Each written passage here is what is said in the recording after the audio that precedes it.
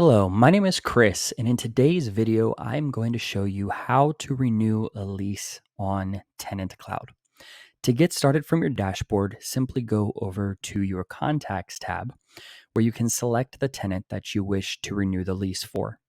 From here, you can go to the Leases tab and identify the active lease that they currently have with you, and select the three dot actions menu button where you'll see the option to renew lease. Once you select this, it's going to have a pop-up that says, "Are you sure you want to renew this lease?" This means that the system will automatically end the current lease on the end date and will create a new lease for the future. As long as you are okay with that, select confirm, and it's going to walk you in to the renewal process, which is nearly identical to the process that you went through when you first moved the tenant in.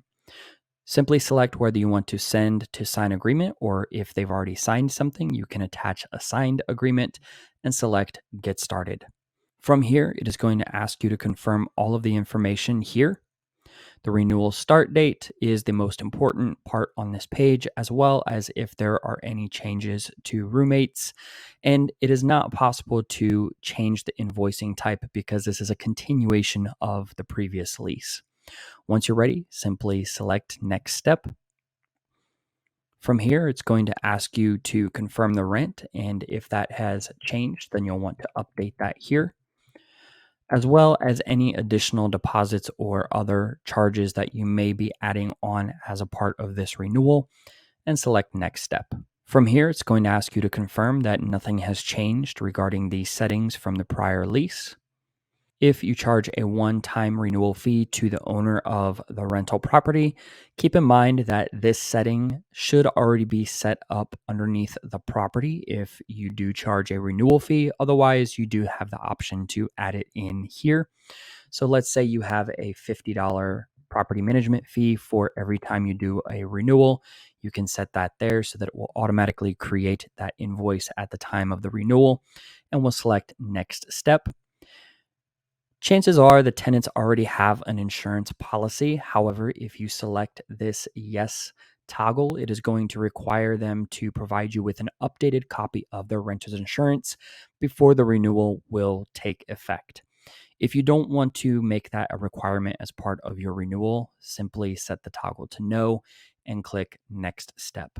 From here, it's going to include the lease agreement that they have previously signed with all of the updated information so that they can sign the new one.